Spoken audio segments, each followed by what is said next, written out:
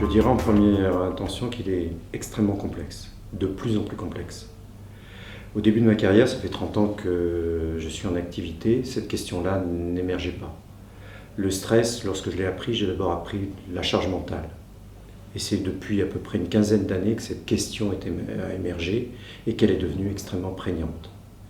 Pour en donner, je dirais, un témoignage, il y a encore une dizaine d'années, on avait pratiquement, en termes de consultation sur un exercice d'un mois, on avait 2-3 cas.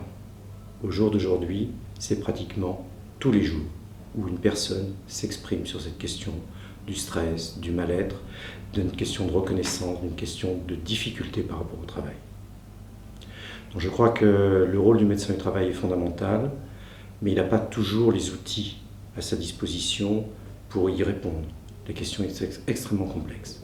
Il est partagé entre deux aspects. D'une part, l'aspect en termes d'hygiéniste, ce qui est son rôle qui a été déterminé par la loi, hygiène par rapport à l'hygiène industrielle, c'est-à-dire la prévention des maladies professionnelles, le risque chimique, le risque par rapport à l'environnement ergonomique, etc. Et quand on touche les risques psychosociaux, bien évidemment que cet appareillage-là n'est pas suffisant. Il faut avoir d'autres outils, bien évidemment, et on est partagé entre deux approches. L'objectivation de l'individu et sa subjectivité. Et le médecin est quelque part toujours à l'intersection entre une approche objectivante, du côté de la gestion des risques. Il n'est pas gestionnaire du risque, il accompagne la gestion, mais il est de ce côté-là hygiéniste, mais il est aussi du côté de son métier premier, qui est la clinique, au sens se pencher sur le cas, l'écouter. Et là, pour le coup, c'est tout le travail de l'empathie, de l'écoute, par rapport à ses symptômes, et par rapport déjà, à travers cette première parole, une perspective, je dirais, thérapeutique.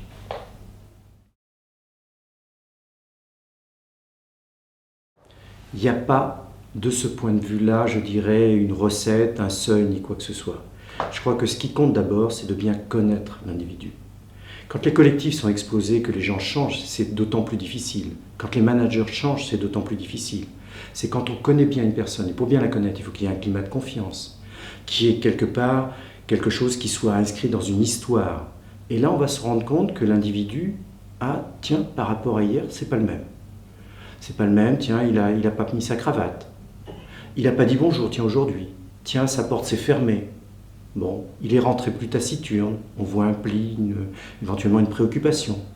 Mais par ailleurs, éventuellement, ça va être corrélé éventuellement depuis une dizaine de jours au fait de différer un résultat, différer un travail, éventuellement ne pas s'intéresser, moins s'intéresser, ne pas avoir envie de participer à une réunion, éventuellement ne pas venir à midi alors qu'on a l'habitude de manger ensemble. Ce sont des petits signes d'alerte qui peuvent très bien être liés, bien évidemment, à quelque chose qui exprime que ça va mal. Ce va mal, c'est peut-être le travail, ça peut être aussi une préoccupation personnelle.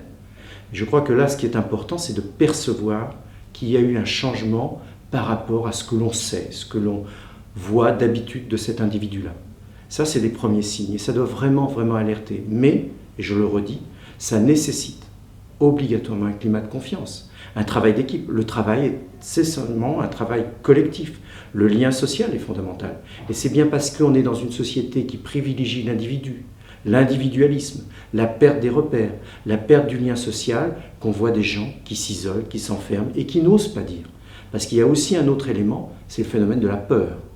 Comme on doit être performant, comme on doit tenir, exprimer éventuellement un malaise, exprimer une faiblesse, c'est probablement se mettre aussi en situation par rapport à ceux qui doivent tenir aussi le travail, en situation de faiblesse et on n'ose pas l'exprimer. Donc je crois qu'il faut être très vigilant sur ces petits signes, car c'est véritablement ceux-là qui éventuellement peuvent être porteurs, soit d'une action thérapeutique en prévention, soit si on passe à côté, d'une aggravation potentielle.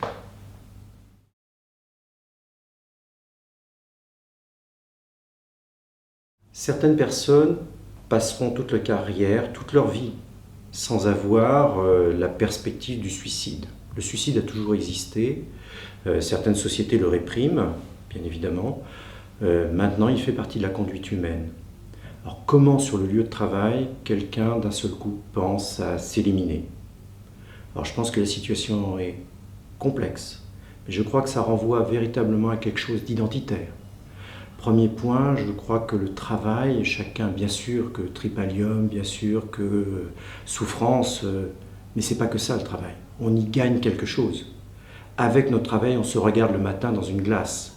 On y met en jeu une histoire, on y met en jeu un savoir-faire, on y met en jeu une reconnaissance par rapport à des collègues, par rapport à l'idée de bien s'insérer dans la société, par rapport à son envie de bien faire. Et je pense que dès qu'on est altéré dans ce désir de bien faire, déjà, on peut être en situation déjà de fragilité. Et pour peu qu'on soit mis dans des injonctions paradoxales entre son propre système de valeurs, les valeurs de l'entreprise, et qu'éventuellement on n'a pas d'issue pour pouvoir parler de ça, parler du conflit à propos du travail, pourquoi l'organisation ne me permet pas de me réaliser dans le travail, pourquoi, etc., et qu'on reste seul avec soi-même, à ce moment-là, on rentre dans son débat intérieur. Et en fonction de sa personnalité, de sa dose éventuellement de perfectionnisme, eh bien on va se sentir en porte-à-faux. Et pour peu qu'éventuellement on n'ait surtout pas de soutien social, éventuellement on n'a pas un collègue avec qui on en parle pour relativiser, ou éventuellement même dans la stratégie du couple, on rentre chez soi, la stratégie de la famille, qui éventuellement n'est pas un soutien social. On peut avoir par exemple un conjoint ou une conjointe qui joue la compétition au sein du couple, ou à travers la réussite de son conjoint, de sa conjointe, on se réalise.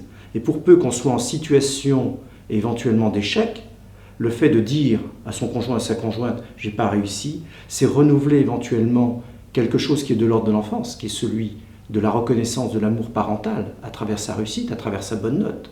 Et quand on se sent de fait en porte-à-faux, on peut envisager, à ce moment-là, en fonction de ses fragilités, que oui, on perd l'honneur, on perd la face. Et quand on a perdu la face, et qu'éventuellement on n'a pas suffisamment de soutien ou d'espérance dans la vie future, à ce moment-là, le temps se condense, se réduit, et à ce moment-là, le suicide peut apparaître comme une solution. Fausse solution, car on ne cherche pas. Je crois que quand une personne se suicide, elle ne cherche pas la mort. Ce qu'elle cherche, c'est échapper à une situation devenue insupportable. Et c'est bien là le rôle des médecins, mais aussi des managers formés, mais des collègues. C'est-à-dire savoir qu'un individu, je dis souvent en termes dans mes consultations, qu'un individu c'est comme un cristal. Un cristal, quand vous prenez dans le sens du cristal, il est extrêmement dur. Par contre, comme tout cristal, il y a une zone de fracture. Et toute personne peut à un moment ou à un autre de son existence être fracturée parce qu'on a pénétré sa zone de fracture. Personne n'est dans la toute-puissance et il faut bien rendre compte de cela. Voilà comment je crois on peut arriver au suicide, oui, et y penser fortement.